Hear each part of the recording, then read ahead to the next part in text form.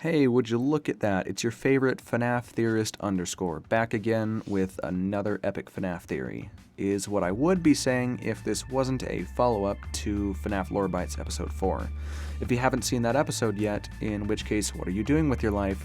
I took a deep dive into the idea that the FNaF 3 minigames depicting the dismantling of the animatronics and the subsequent death of William all took place back around early 1988, or before the opening of FNaF 1. The theory really went against the pretty common idea that his death takes place after the closure of the FNaF 1 location in '93, and while I enjoyed the theory, let's just say it didn't go over well with everyone. Love the video, I always do, but I gotta be honest, I disagree with a lot of this. Well, thank you, Evan, for your kind words. Quite appreciated. However, like you, a lot of people didn't exactly agree with the theory, and I can definitely see why. I mean, come on, if the crux of my theory relies on Foxy's legs, then it's pretty clear I'm doing something wrong. But what should also be becoming increasingly clear is that this, my dear viewer, is a follow-up video. So you know I've gotta have some juicy information to share, and indeed I do. So how about we get right into that? Anyways, like I said, one of my main points in the last video was on how a Foxy animatronic, for the first time in the series, is shown to have fully flocked legs. Neither Withered Foxy nor Foxy's 1988 variant share this feature, and not even pre-Withered Foxy pictured in Foxy Go Go Go does, and that's the one you'd assume would be the most complete. So what's going on here?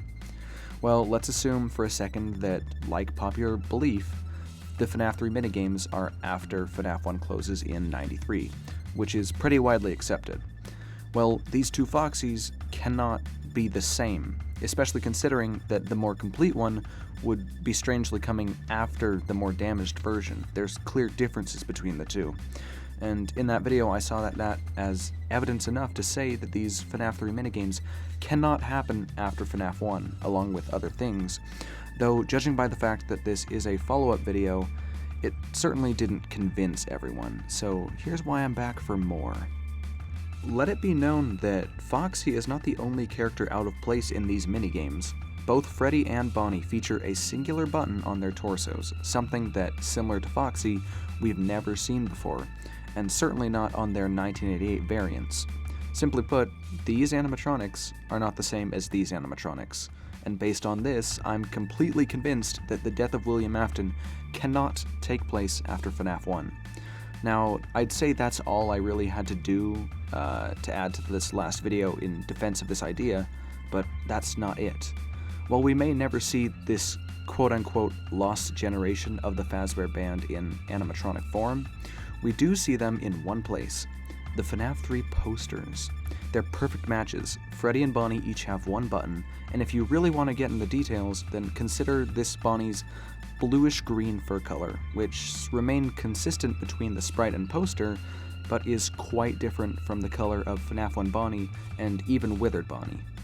Anyways, something I got at in the last video is the idea that instead of William dying after the '93 closure, he breaks into the place before it's even been refurbished in 1988 and gets himself spring-locked, only to be boarded up in the safe room until getting discovered by the crew of Fazbear's Fright in 2023.